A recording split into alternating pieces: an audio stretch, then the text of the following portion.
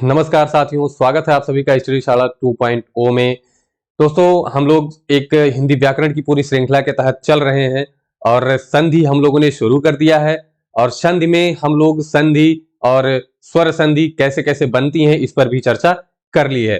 कल की क्लास के लिए माफी चाहेंगे कि कल की क्लास लास्ट में जाकर किसी कारणवश रोकनी पड़ी, कुछ टेक्निकल प्रॉब्लम आ गई थी, उसकी वजह से रोकनी पड़ी थी। दोस्तों, आज हम लोग उन सारी चीजों को पूरा करते हुए आगे बढ़ेंगे।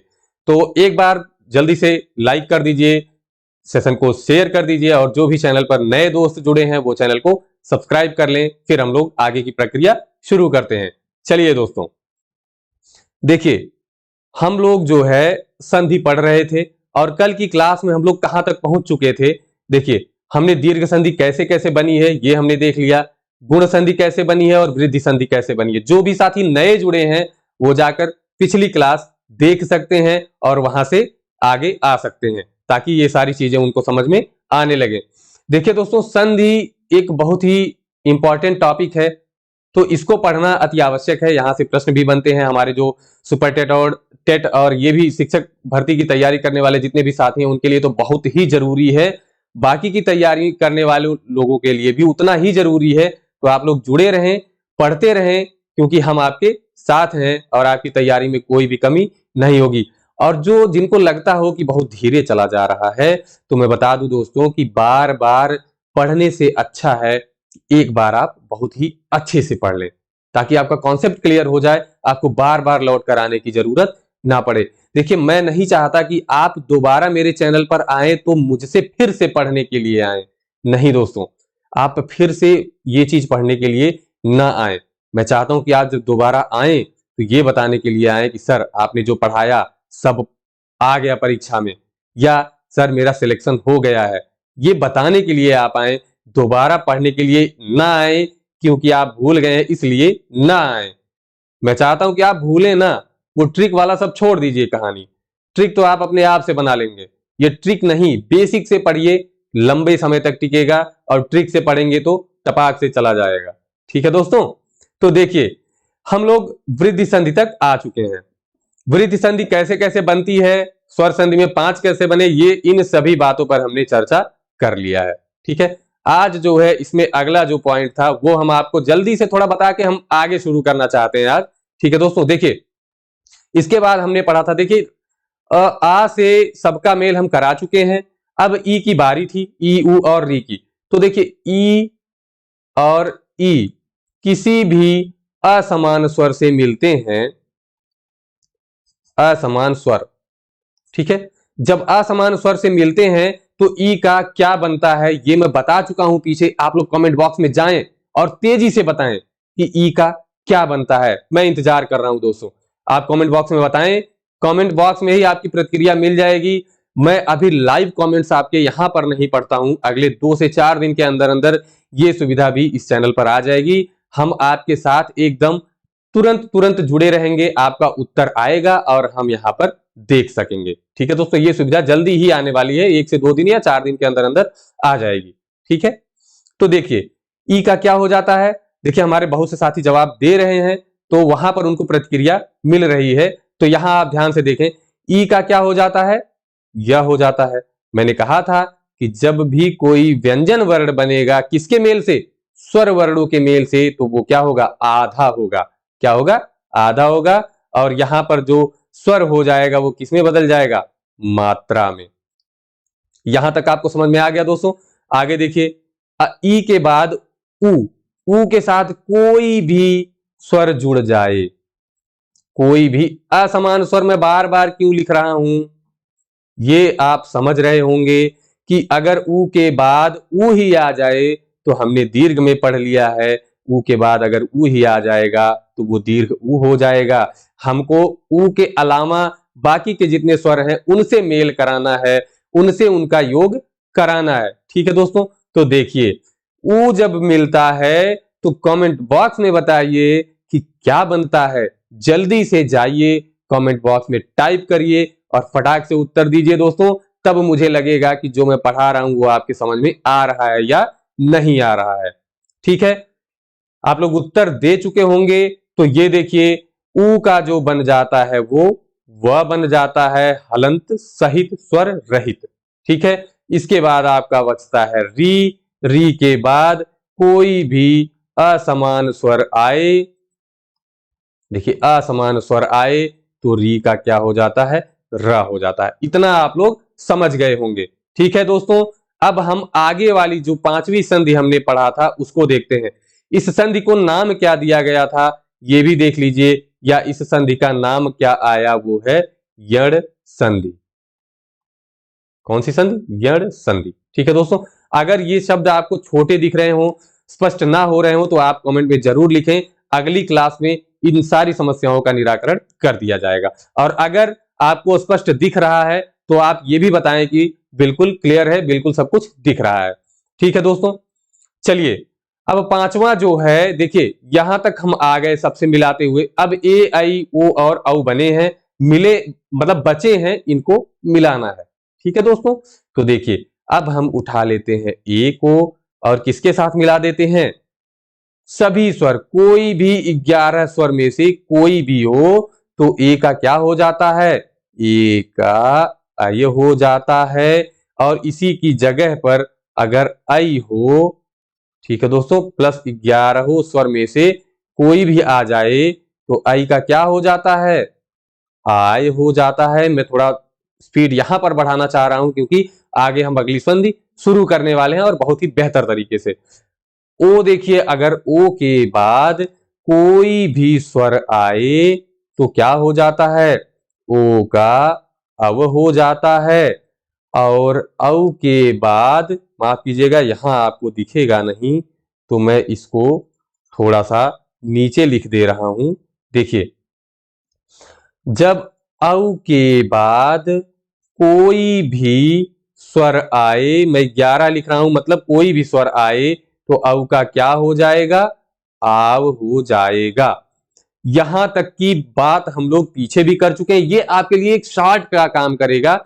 एक पेज में आपकी पांचों स्वर संधि।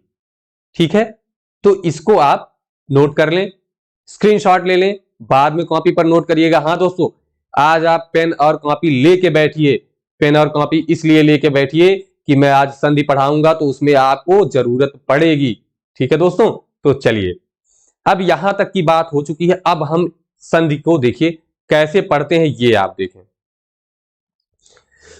देखिए, संधि हम लोग शुरू किए थे, संधि के 3 प्रकार हमको पता चल गए और तीनों प्रकार में हमको स्वर संधि पता चल गई कि क्या होती है। जब स्वर वर्णों का मेल होता है और वहां विकार उत्पन्न होता है तो कौन सी संधि होती है, स्वर संधि होती है। स्वर संधि के कितने प्रकार हमने पढ़े, 5 प्रकार, और पांचों प्रकार हम लोग थोड़ा कुछ मतलब कैसे बने ये तो हमने जान लिया है। अब हम जानने वाले हैं एक एक संधि को उठाकर उदाहरण सहित बेहतर तरीके से उसको समझेंगे। अगर आप लोग तैयार हो तो बिल्कुल कमेंट बॉक्स में एक थंब इंप्रेशन दीजिए और हम आगे की ओर बढ़ना शुरू कर देते हैं। तब तक यहां पर कुछ चीजें जो हमने लिख रखी है वो आपको समझाते रहें और आप कमेंट बॉक्स में जाकर प्रतिक्रिया देते रहें। देखिए दोस्तों, हमने दीर्घ स्वर संधि में केवल आ, ई और उ लिखा है। इसका मतलब आप समझिए कि दीर्घ स्वर संधि में जब सजातीय स्वर आपस में मिलते हैं तो क्या बनते हैं, तो यही 3 चीजें बनती हैं आपके सामने हिंदी में। ठीक है दोस्तों, तो ये आपका एक पहचानने का तरीका हो जाएगा कि कोई भी शब्द आपको दिया है और पूछेगा कौन सी संधि है तो आप वहां क्या खोजेंगे। अगर आ मिल गया या दीर्घ ई या दीर्घ उ वहां पर बीच में मिला तो आपको एक आइडिया लग जाएगा कि ये दीर्घ स्वर संधि हो सकता है। इसको हम विच्छेद करके पता लगा सकते हैं, कैसे, दीर्घ स्वर संधि के अनुसार। ठीक है, और उसी तरह गुण स्वर संधि में ए ओ और अर बनते हैं, वृद्धि संधि में ऐ और औ बनता है, यड़ संधि में य व और र बनता है, और अयादि संधि में अभी हमने देखा अय आय औ और आव बनते हैं। ये आपके लिए एक शॉर्ट का काम करेगा। कब, जब आपकी परीक्षा आ जाएगी और आपको 1 मिनट में पूरी स्वर संधि का रिवीजन करना होगा। अब यहां तक की चीजें पीछे चर्चा की जा चुकी हैं और उसको हमने यहां पर शॉर्ट में आप लोगों के सामने रख दिया है। अब एक एक संधि उठाते हैं और पढ़ाते समय आपकी परीक्षाएं भी लेते रहेंगे। ठीक है दोस्तों, आप बिल्कुल तैयार हैं, मुझे पूरा भरोसा है, आप एकदम उत्साह से भरे हुए हैं दोस्तों। तो चलिए आगे चलते हैं। देखिए, आपको शॉर्ट ट्रिक की जरूरत ज्यादा नहीं है, बिल्कुल भी नहीं है। मैं तो कहता हूं आप बेस अगर आपका मजबूत है तो आपको शॉर्ट की जरूरत ही नहीं है, आप तो शॉर्ट खुद बना सकते हैं। यूट्यूब पर बहुत सारे ऐसे लोग मिलेंगे जो आपको short short short short trick trick trick बांट रहे हैं। उसकी कोई आवश्यकता नहीं है दोस्तों, एक बार अच्छे से पढ़ लीजिए तो कोई दिक्कत ही नहीं होगी। ठीक है, देखिए अब हम पढ़ने वाले हैं दीर्घ स्वर संधि। पहली संधि हम लोग शुरू करने जा रहे हैं स्वर संधि का। कौन सा? दीर्घ स्वर संधि। देखिए दोस्तों ध्यान से देखिएगा, हमने बता चुके हैं हम पीछे, इसकी परिभाषा हम यहां पर लिख रहे हैं। ठीक है, देखिए जब जब लघु या दीर्घ सजातीय स्वर, ध्यान से देखिएगा, सजातीय स्वर अगर मैं कहीं लिखूंगा गलत लिख दिया तो वो भी आप बताइएगा दोस्तों। हो सकता है कि मैं जानबूझकर गलत लिख दूं और मैं देखना चाहूं कि आप ध्यान से देख रहे हैं कि नहीं देख रहे हैं, तो आप कमेंट बॉक्स में जाकर बताइएगा कि सर ये नहीं, ये होगा। ठीक है, देखिए जब लघु या दीर्घ सजातीय स्वर आपस में योग करते हैं, क्या करते हैं? योग करते हैं या मेल करते हैं, तो विकार स्वरूप, विकार जब होगा तभी संधि होगी ना, विकार स्वरूप कौन सा वर्ण उत्पन्न होगा? दीर्घ वर्ण बनता है। क्या होता है? दीर्घ वर्ण बनता है। किसका दीर्घ वर्ण बनेगा? उसी सजातीय समूह का दीर्घ वर्ण बनता है। और यह संधि कौन सी संधि कहलाती है? दीर्घ स्वर संधि कहलाती है। मैं यहां पर बार बार नाम ले रहा हूं सजातीय स्वर। वर्णमाला पढ़ाते समय बहुत अच्छे से बता चुका हूं, जाति के आधार पर स्वरों का वर्गीकरण सजातीय और विजातीय। ठीक है दोस्तों, तो सजातीय स्वर देखिए यहां पर एक बात देखिए, अ ई ऊ मैं स्वर लिख रहा हूं, ध्यान से देखिएगा। इसी के माध्यम से थोड़ा सा हम लोग आगे बढ़ने की कोशिश करेंगे और समझने की कोशिश करेंगे। देखिए हमने कहा सजातीय स्वर, तो सजातीय स्वर में कौन कौन से हैं? आपके पास तीन जोड़े, अ और आ का सजातीय जोड़ा, ई और ई का सजातीय जोड़ा, उ और ऊ का सजातीय जोड़ा। ये तीन जोड़े आपके पास किसके हैं? सजातीय स्वर के। बाकी के जो स्वर हैं ये सजातीय नहीं है, ये विजातीय हैं। तो इनको हम अभी छोड़ दे रहे हैं। क्यों? क्योंकि इनको तो अभी हम पढ़ नहीं रहे हैं। हमने परिभाषा में ही देख लिया कि सजातीय स्वर जोड़ने हैं, और वहां पर भी पीछे भी हमने देखा कि दीर्घ स्वर संधि कैसे बनती है। ये सजातीय स्वर जब आपस में मेल करते हैं, आपस में मेल करते हैं। ठीक है दोस्तों, तो आ और आ, या आ और आ आपस में मेल होगा, ई का आपस में मेल होगा, उ और ऊ का आपस में मेल होगा। किस संधि में? दीर्घ संधि में। ठीक है दोस्तों, यहां तक आपके समझ में बिल्कुल आ गया है।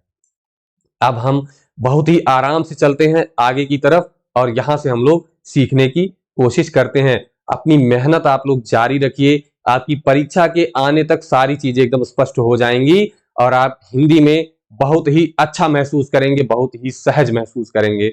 ठीक है दोस्तों, देखिए अब यहां पर हम एक एक तरीका लेकर चलते हैं, एक एक सजातीय पद लेकर चलते हैं, एक एक सजातीय समूह लेकर आगे बढ़ते हैं। पहला सजातीय समूह हमारे पास क्या था? अ और आ का। ये सजातीय स्वर देखिए जब अपने ही सजातीय स्वर से मिलेंगे, आ या आ अपने ही स्वयं से मिलता है, समान सजातीय स्वर खुद से मिलता है, तो हमने बताया कि उसका दीर्घ बन जाता है, मतलब बड़ा वाला आ बन जाएगा। ठीक है, अब ये सजातीय स्वर जब मिलते हैं तो कितने तरीके से मिल सकते हैं ये देखिए, जैसे आ और आ मिल सकता है, आ और बड़ा आ मिल सकता है। ठीक है, अब दोनों बड़ा आ मिल सकते हैं और पहला बड़ा आ और दूसरा वाला छोटा या ह्रस्व आ हो सकता है। ऐसी स्थिति जब भी आएगी तो इसका जो विकार वर्ण बनेगा वो कौन सा बनेगा? दीर्घ आ। हमने परिभाषा में भी देखा कि इसी सजातीय वर्ण समूह का कौन सा वर्ण हो जाता है? दीर्घ वर्ण हो जाता है। ठीक है दोस्तों, ये आपको ध्यान में रखना है। इतना तो आप पहले भी समझ गए हैं, यहां भी समझ गए, दीर्घ हो जाता है। ठीक है, तो इसीलिए तो ये दीर्घ संधि है, क्योंकि उसी सजातीय का दीर्घ हो जाता है, तो ध्यान में रखिएगा। अब देखिए आगे कुछ उदाहरण के माध्यम से हम समझते हैं, विच्छेद करके और आसानी से। देखिए इसमें दो चीजें आपको करनी है, एक तो करना है संधि और दूसरी करनी है विच्छेद। अब संधि और विच्छेद हम आपको बता चुके हैं। संधि क्या होता है? संधि का मतलब जोड़ना। जब दो को हम जोड़ेंगे तो वो संधि कही जाएगी, जब दो को अलग करेंगे तो वो विग्रह या विच्छेद कहा जाएगा। परीक्षा में आपसे दोनों तरीके से प्रश्न पूछ सकता है। ये देखिए कैसे दे देगा हिम धन आलय, पूछेगा कौन सी संधि है, या आपसे पूछ लेगा कि इसको योग करने पर कौन सा शब्द बनेगा, या तो आपको दे देगा हिमालय और कहेगा कि इसका विच्छेद करिए। चार ऑप्शन देगा, उसमें से आपको एक चुनना होगा। तो देखिए ध्यान से, यहां पर ये तो बहुत ही आसान सा उदाहरण है। हम सोचते हैं कि हम चाहते हैं कि आप पहले आसान समझें, क्योंकि भाषा में हमने पढ़ा कि भाषा कैसी होती है, पहले तो कठिन से सरल की ओर भाषा चलती है, लेकिन यहां पर जो हम सीखने का क्रम अपना रहे हैं वो क्या अपनाएंगे? आसान से कठिन की ओर। ठीक है दोस्तों, तो ध्यान से देखिए यहां इसको पढ़ने से पहले आपको वर्ण विच्छेद तो समझना ही पड़ेगा, और अगर वर्ण विच्छेद की बात आएगी तो हमने पीछे पढ़ा दिया गया है, पीछे की क्लास में हमने बहुत अच्छे से पढ़ाया है। तो देखिए दोस्तों, इसको कैसे अलग करना है। ठीक है, अब देखिए अगर हम मां से यहां पर स्वर अलग करें तो क्या बनेगा? आ। ठीक है दोस्तों, और इधर तो ये वाला स्वर अलग है ही, तो इसको हम यहां लिख देते हैं। अब आ से पहले क्या क्या बचा है वो भी देख लीजिए। यहां से हमने मां से स्वर को अलग कर लिया तो हलंत हो गया, और इसको हम ऐसे ही लिख दे रहे हैं, इसका हमने विच्छेद नहीं किया है। ठीक है, आ के बाद देखिए यहां पर दोनों बचा है जो ल या, इसमें से हमने स्वर नहीं निकाला है, वो आप समझिएगा। ठीक है, अब देखिए यहां पर जोड़ना किसको किसको है? देखिए यहां देखिए, ये आपका दीर्घ संधि का पहला वाला स्वरूप आपको मिल गया कि जब आ और आ मिलेगा तो अभी अभी आपने पढ़ा कि यहां पर क्या हो जाएगा? दीर्घ आ हो जाएगा, और इधर वाला भी आप वैसे ही लिख दें। देखिए ध्यान से देखिएगा, अब देखिए, अब जब ये वाला स्वर है, दीर्घ आ है, ये किससे मिलेगा? मां से मिलेगा, तो क्या होगा? मां से मिला तो पहले तो इसका हलंत समाप्त हो जाएगा, क्योंकि अब तो उसमें स्वर जुड़ गया है, तो हलंत खत्म हो जाएगा, निकल जाएगा। और कौन सा है? दीर्घ आ है, तो हिम पर एक मात्रा लग जाएगी, और ये लय तो यहां पर है ही, तो आपका शब्द क्या बन गया? हिमालय बन गया ना, हिमालय बन गया। देखिए दोस्तों, दो अलग अलग शब्दों के अंतिम और प्रथम वर्णों को जोड़कर एक नया शब्द बना। ठीक है दोस्तों, देखिए नया शब्द बनाने के चार तरीके होते हैं। कौन कौन से? संधि है, समास है, उपसर्ग है और प्रत्यय है। चार तरीके से हम नया शब्द बना सकते हैं। ठीक है दोस्तों, तो एक तरीका उसमें से हम पढ़ रहे हैं, कौन सा? संधि। आपके समझ में आ गया होगा कि कैसे कैसे मेल हुआ। पहले आप वर्ण विच्छेद समझ गए हैं, वर्ण विच्छेद से यहां पर आप अलग करना सीख गए हैं, अलग करना सीख गए। अब यहां से अलग करके आप जोड़ना सीख गए। देखिए आपने अ और आ को जोड़ा तो आपको दीर्घ आ मिला, और इसके पहले की चीज, ये दीर्घ आ किसमें जाकर जुड़ा? मां में जाकर जुड़ा, तो ये क्या हो जाएगा? मां पे आ की मात्रा। ठीक है दोस्तों, ये अगर आपके समझ में आ गया हो, देखिए आसान सा उदाहरण है लेकिन आपको समझने की जरूरत है। आपको अगर समझ में आ गया हो तो बिल्कुल आप जाइए कमेंट सेक्शन में जवाब दीजिए कि सर समझ में आ गया है। ठीक है दोस्तों, चलिए, आप जवाब दे रहे होंगे, मुझे पूरी उम्मीद है आप जवाब दे रहे होंगे, उसका जो है प्रत्युत्तर आपको वहां मिल भी रहा होगा। ठीक है दोस्तों, तो आगे देखिए, ये लाइव क्लास हम बता रहे हैं कि जब लाइव कमेंट आपका हम पढ़ना शुरू कर देंगे तो यहीं पर आपका नाम बोलना भी शुरू कर देंगे कि किन किन लोगों ने क्या क्या उत्तर दिया है। तो इसके लिए आप धैर्य बनाएं, थोड़ा सा आगे चलते हैं। अब यहां पर है हिमालय को अलग अलग करके देखना है।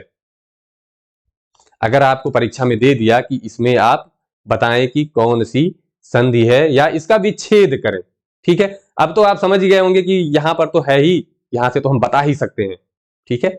लेकिन यहां आपको देखना है कि कैसे हम अलग करते हैं। सबसे पहले कि आपको वो चीज खोजनी है जहां से आप उसको तोड़ सकते हैं, ठीक है। पहले तो आप कोई शब्द ऐसा आपको मिल जाएगा कि आप पढ़ेंगे तो आप समझ जाएंगे। जैसे हिमालय है तो आपको समझ में आ रहा है हिम और आलय, अर्थ से ही आप अंदाजा लगा लेंगे।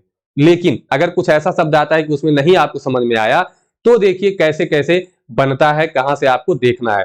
तो उस शब्द में यहां देखिए पीछे एक बार हम आपको ले जाना चाह रहे हैं। देखिए हमने यहां पर लिखा था दीर्घ स्वर संधि के नीचे कि आ, ई और उ बनता है।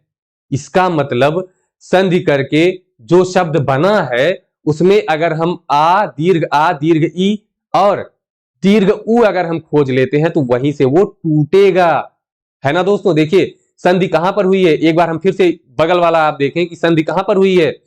बीच में देखें जहां पर दीर्घ आ बना है, जब यहीं जुड़ा है तो यहीं से तो टूटेगा। तो इसको आप ध्यान रखिएगा कि यहीं से तोड़ना है। कैसे, आपको ये भी नहीं पता है कि कहां से तोड़ना है तो भी आप समझ जाएंगे। कैसे समझेंगे, वर्ण विच्छेद के माध्यम से। देखिए इसका वर्ण विच्छेद हम एक बार करके बताते हैं। इसको छोड़िए, यहां देखिए हा है और इसमें कौन सा ई लगा है, ह्रस्व ई, ये हो गया ही। फिर म है और इसमें दीर्घ आ लगा है, ठीक है दोस्तों। उसके बाद है ल, अ और य और अ, ये आपका हो गया विच्छेद। अब आप देखिए दोस्तों, ध्यान दीजिएगा, यहीं से सारा खेल शुरू होता है, ठीक है। देखें बीच में आपको दीर्घ वर्ण मिला ना, एक दीर्घ वर्ण, जहां आपको मिला दीर्घ वर्ण वहीं से अलग करना है। कैसे, देखिए आ को जब आप तोड़ेंगे तो आपको पता है कि क्या होगा, क्या होगा। आ को हम कैसे कैसे लिख सकते हैं, यहां पर आ या आ हो सकता है और इधर भी आ या आ हो सकता है, ऐसे ही तो तोड़ सकते हैं। अब आपके पास स्थिति आ बनाने की स्थिति क्या क्या हो जाएगी, या तो आ और आ जुड़ेंगे, या तो देखिए या तो ये दोनों जुड़ सकते हैं, या तो आ और आ जुड़ सकता है, या तो ये दोनों जुड़ सकते हैं, या तो ये दोनों जुड़ सकते हैं। अब आपको कैसे पता चलेगा कि कौन कौन सा जुड़ेगा। अब आपने इसको तोड़ा, अब देखिए आपके पास कौन कौन से वर्ण मिल सकते हैं, ध्यान से देखिएगा। इसको हम मिलाकर लिखते हैं ही, ठीक है। और मां, देखिए मां में अभी तो हलंत है क्योंकि ये स्वर रहित है।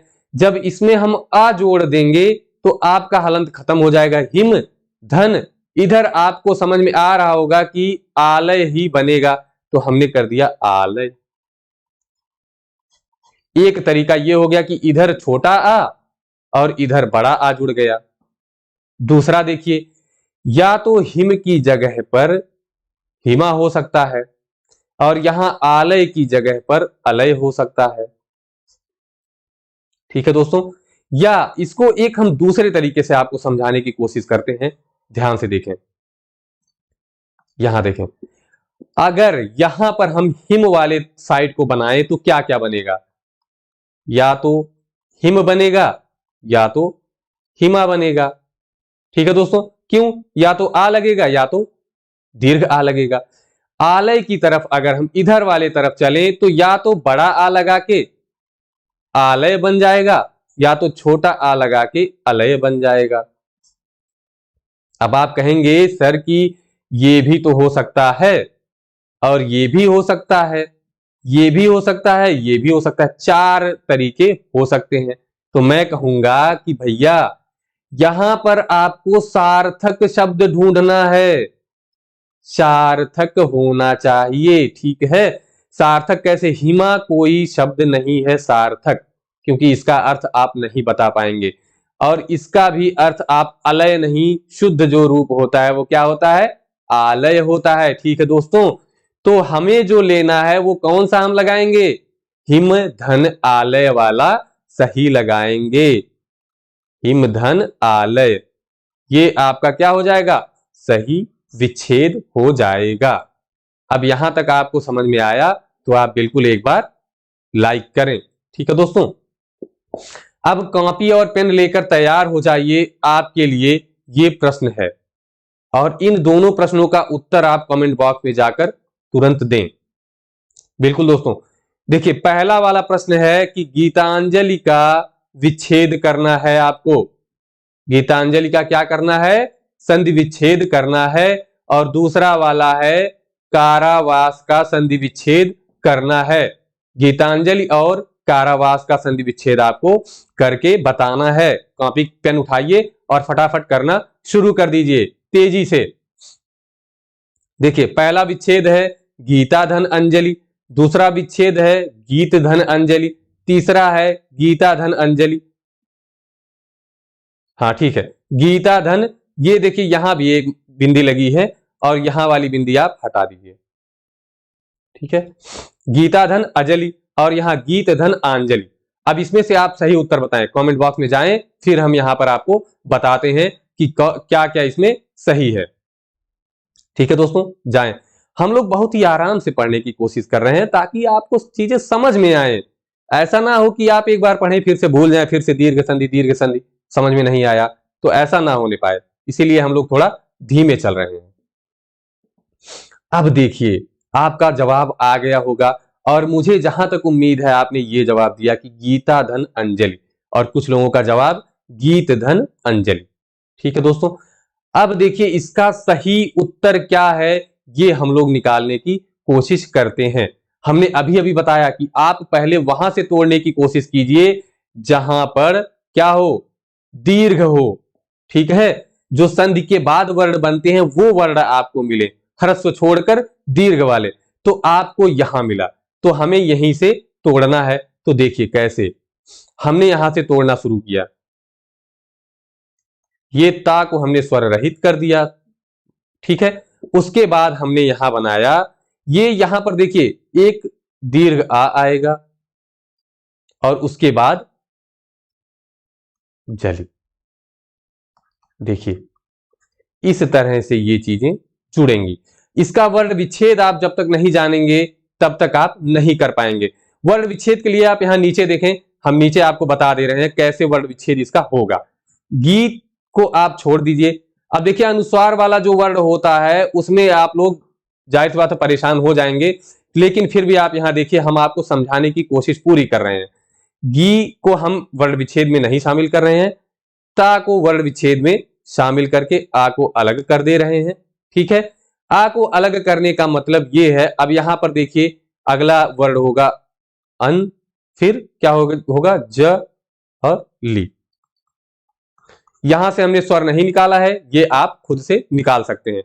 अब हमको पता चला कि संधि यहीं से होनी है। ठीक है, कहां से होनी है? यहां से। अब आ और अंग को आप कैसे जोड़ेंगे, ये समस्या आपके सामने आई होगी।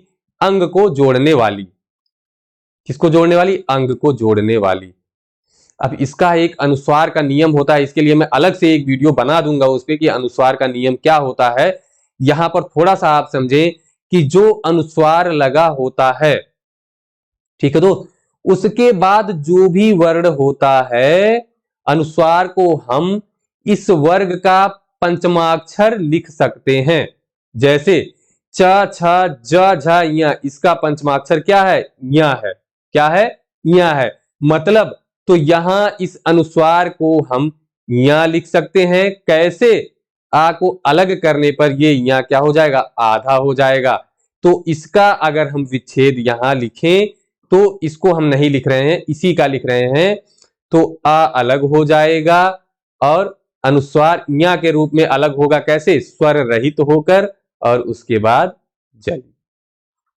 ये आपके समझ में आ गया होगा। ठीक है दोस्तों, अब देखिए अब इसका अगर हम संधि करें तो ये वाला आ और ये वाला आ मिलकर कौन सा आ हो जाएगा? दीर्घ आ। क्या हो जाएगा? दीर्घ आ। तो दोस्तों विच्छेद आपका क्या हुआ? गीत धन अंजलि। क्या हुआ, देखिए यहां देखिए गीत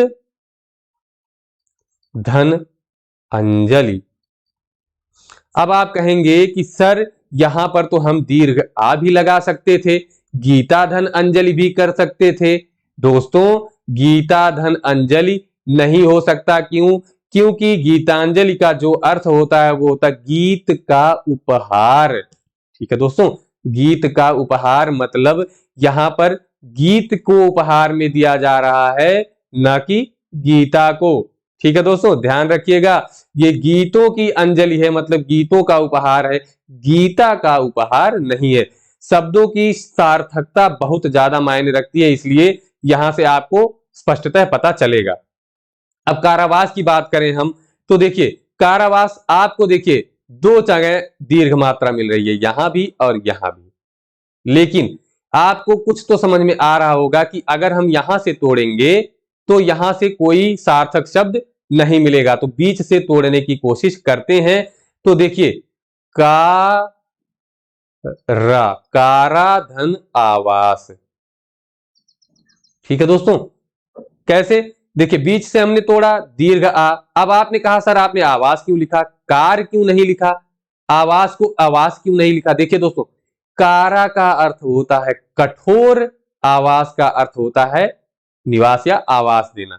मतलब कठोर दंड के साथ जो आवास होता है, कठोर आवास जो होता है वो कारावास होता है, सुख सुविधाएं उसमें नहीं आपको मिलती हैं। तो इसमें देखिए कारा का मतलब कठोर और आवास का मतलब आवास हो गया। कार आप क्यों नहीं लिख सकते ये भी आपको पता चल गया। ठीक है दोस्तों, तो कौन सा सही होगा? ए वाला ऑप्शन सही होगा, मतलब पहले का बी और दूसरे का ए। इतना आपके समझ में आ गया होगा।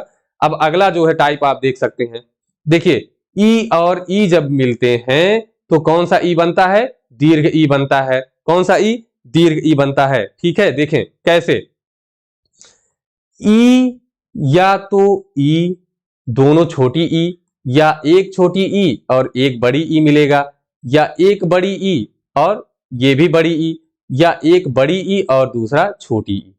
हमने बताया जब भी इस तरह की स्थिति होगी तो उस सभी स्थिति में दीर्घ ई बनेगा। कौन सा ई? दीर्घ ई। अब थोड़ी सी हम अपनी स्पीड बढ़ाएंगे क्योंकि पीछे हमने अच्छे से आपको समझा दिया है। ठीक है दोस्तों, चलिए अब इसका उदाहरण आप देखिए, इसको अभी के लिए आप इसको छोड़ दीजिए। ठीक है, उदाहरण आप देखिए, हमने लिखा है कपि धन ईस। तो देखिए इसको अलग आप कैसे करेंगे वो आप अगर समझ गए हैं तो बहुत आसान हो गया है। देखिए यहां से आपका ह्रस्व ई निकला और यहां से आपका दीर्घ ई, और हमने बताया था कि ये दोनों ई मिलकर कौन सा ई बनते हैं? दीर्घ ई। अब आप यहां पर देखें, ये आपका क है और ये आपका प है, स्वर रहित, क्योंकि ई तो हमने निकाल दिया है। उसके बाद ये आपका दीर्घ ई यहां पर जुड़ेगा और यहां पर आपका क्या बचा? श बचा, क्योंकि ये और ये दोनों आपस में मिल चुके हैं। ठीक है दोस्तों, तो अब यहां पर आपका बचा श। अब देखिए ये हलंत हटाने के लिए जब ई जाकर इसमें लगेगा तो ये कौन सी मात्रा बन जाएगी? बड़ी ई की मात्रा, और श क्या बन जाएगा? कपीश। ये आपके समझ में आ गया होगा बहुत ही अच्छे तरीके से। ध्यान से देखिएगा, अभी आपको फिर आगे हम प्रश्न देंगे इसके लिए। अब देखिए या ये तो आप कर ले गए बड़ी आसानी से।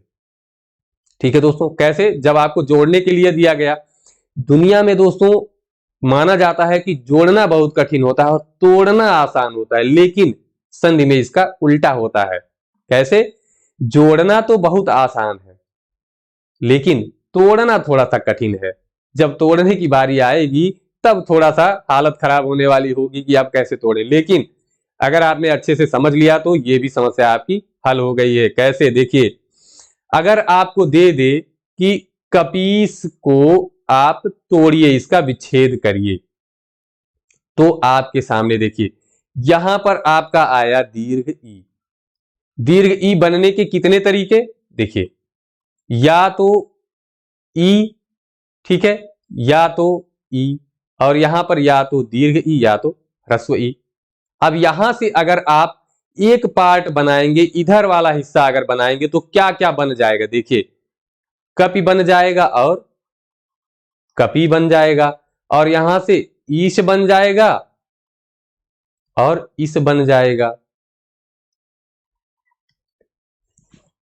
ठीक है दोस्तों, अब देखिए बात ये आई कि इसमें से सार्थक कौन सा है, क्योंकि सार्थक शब्दों को मिलाना है। ठीक है, तो आप बताएं कपि सही होता है कि कपि? कपीस का अर्थ जानते हैं? कपीस का अर्थ होता है, कपि मतलब बंदर, ईस मतलब स्वामी, बंदरों का स्वामी अर्थात महाबली बजरंग बली। ठीक है दोस्तों, तो देखिए ये जो कपि है ये वर्तनी से अशुद्ध है, और यहां पर जो ईश है, ईश है, ये भी वर्तनी के दृष्टिकोण से अशुद्ध है। तो हमें कौन सा वर्ण मिल गया? कपिधन ईश। तो कपीस का जो विच्छेद आपको अगर दिया जाए तो आप इस तरह से कर सकते हैं। इतना आपके समझ में आ गया हो दोस्तों? तो अब आपके लिए कुछ प्रश्न दोबारा से मैं देने वाला हूं, वो भी आप कमेंट बॉक्स में करके बताइए। आप करके बताइए कि अतीव का संधि विच्छेद क्या होगा, कैसे कैसे होगा। दीर्घ संधि तो है, लेकिन इसको तोड़कर आप बताइए कि कैसे होगा। कॉपी पेन, हमने कहा था कि कॉपी पेन पास रखिए और फटाफट करिए। ठीक है दोस्तों, जल्दी करके फिर हमको बताइए कि कैसे होगा। बिल्कुल, हो जाए तो ऑप्शन आप बताएं कि कौन सा सही है। तब तक मैं अतीव का अर्थ बता देता हूं। अतीव का अर्थ होता है अत्यंत। अत्यंत मतलब ऐसे सेम प्रकार के ज्यादा, एक ही तरीके के ज्यादा। ठीक है, एक समान हो लेकिन ज्यादा संख्या में हो। तो देखिए आप लोग उत्तर दे चुके होंगे कौन सा सही है। तो यहां पर हम चलते हैं आपको इसका विच्छेद करके बताने। आप समझ जाएंगे जब लाइव कमेंट यहां पर पढ़ा जाएगा, तो आपके लिए बहुत ही आसान हो जाएगा दोस्तों। आपका यहां पर उत्तर जो मिलेगा हम उसको यहां पर देख सकते हैं। ठीक है, देखिए अतीव को हम कैसे कैसे तोड़ सकते हैं। अब फिर से बात आई, यहां पर ई आया है आपका, इसको आप ध्यान में अगर ना रखें तब भी आप देखिए कैसे। देखिए ई यहां पर है कौन सा? दीर्घ ई। इसको आप तोड़ेंगे तो दो तरीके से, ई या तो ई मिलेगा या तो ई या तो ई मिलेगा। ठीक है दोस्तों, ये आपके समझ में आ गया। अब जो है एक जो इधर का पार्ट होगा, कैसे? यही तो होगा, अत है ये। और यहां से जब आपने ई और ई को अलग कर लिया, दीर्घ ई को, तो यहां पर बचा वह, यही तो बचेगा। देखिए अगर ई को इसमें लगाएंगे तो दीर्घ हो जाएगा, हलंत हट जाएगा, अतीव बन जाएगा। तो इसी ई को तो हम तोड़ रहे हैं। देखिए यहां पर, अब यहां पर देखिए अत में अगर छोटी ई लगेगा तो हो जाएगा अति, और बड़ी ई लगेगा तो अति। अब देखिए दूसरे में अगर यहां पर ई के साथ व लगेगा तो ये हो जाएगा ईव, और छोटी ई के साथ लगेगा तो बनेगा इव। अब आपको मिलाना है दोस्तों अति के साथ। पहले तो इसमें सार्थक शब्द आप ढूंढ लीजिए। अब देखिए अति का मतलब होता है अधिक, और अति का मतलब इससे संबंधित नहीं है, अति शुद्ध नहीं है। ठीक है दोस्तों, और जहां पर हम बात करें ईव की, तो ईव जो है हिंदी में अशुद्ध शब्द है। ईव जो है यही आपका शुद्ध है। क्या है? यही आपका शुद्ध है। ठीक है दोस्तों, तो इसका जो हो जाएगा संधि, हो जाएगा संधि विच्छेद, वो क्या हो जाएगा? अति धन इव। क्या हो जाएगा? अति धन इव। ठीक है दोस्तों, ये आपके समझ में आ गया होगा। तो इसका उत्तर कौन सा सही है? सी वाला। ठीक है, जिन जिन लोगों ने उत्तर अपना सी दिया है उन लोगों को बहुत बहुत धन्यवाद दोस्तों। आप लोग मन लगाकर पढ़ रहे हैं, मुझे बहुत खुशी है कि आप मन लगाकर पढ़ रहे हैं। देखिए अब हम चलते हैं तीसरी कंडीशन पर। तीसरी स्थिति पर क्या है? देखिए जब उ या उ आपस में मिले तो कौन सा उ बनता है? दीर्घ उ। कैसे? चार स्थितियां, या तो दोनों छोटा उ हो, या तो एक छोटा उ दूसरा बड़ा उ हो, या तो दोनों बड़े उ हो, या तो एक बड़ा उ और दूसरा छोटा उ हो। ऐसी स्थिति में जो विकार होगा वो किस रूप में आएगा? बड़ा उ के रूप में, दीर्घ उ के रूप में आएगा। ठीक है दोस्तों, चलिए अब इसका हम एक उदाहरण लेकर समझते हैं। उदाहरण है आपका सिंधूर्मी। क्या है? सिंधूर्मी। देखिए सिंधूर्मी में हमने विच्छेद कर दिया है, इसको अभी आप भूल जाइए, इसको आप अभी के लिए भूल जाइए, ठीक है। यहां पर आप देखिए, यहां अगर हम विच्छेद करें तो कैसे होगा? ये हो जाएगा सी, और यहां आधा ना है तो यहां हमने अलग कर दिया और इस आधे धा को भी अलग कर दिया, और यहां पर आपका आया छोटा वाला ऊ, ये वाला, ठीक है। और आगे हमने लिखा बड़ा ऊ, और इसको हम सीधे लिख दे रहे हैं, ठीक है दोस्तों। इतना आपके समझ में आया। अब आपको पता है कि यही दोनों जुड़ेंगे, और ये दोनों सजातीय हैं तो जुड़कर क्या बन जाएंगे? दीर्घ ऊ। अब इसको हमको फिर से मिलाना है, मिलाएंगे कैसे? सी तो वैसे ही है, उसके बाद आधा ना भी है। अब ये ऊ जब धा में जुड़ेगा तो धा किस में बदल जाएगा? पूरा धा हो जाएगा और मात्रा बड़े ऊ की, ठीक है। और उसके बाद ये अधरा और मापे की मात्रा तो है ही, जब इसको आप जोड़ेंगे तो ध्यान से देखिएगा, ये आधा ना और धू, और ये क्या हो गया? सिंधूर्मी। ये आप अब बड़े आसानी से बना सकते हैं, ठीक है दोस्तों। मुझे पूरा भरोसा कि आप बहुत आसानी से बना सकते हैं। अगला देखिए, अगर हम आपको सिंधूर्मी यहां लिख कर दे दें और कहें कि आप इसे अलग करके बताइए, तो आपको कैसे कैसे करना है? आप तुरंत दीर्घ वाला यहां से पकड़ेंगे, दीर्घ वाले को आप तोड़ेंगे, और कैसे कैसे तोड़ सकते हैं आप जानते हैं कि या तो दीर्घ ऊ ह्रस्व ऊ और ह्रस्व ऊ दीर्घ ऊ, यही जुड़ेंगे तभी बनेगा, ठीक है। अगर हम ऊ को यहां जोड़ेंगे तो आपका पहला जो शब्द बनेगा वो होगा सिंधु, और दूसरा बनेगा सिंधु, और यहां पर बनेगा उर्मी और ऊर्मी।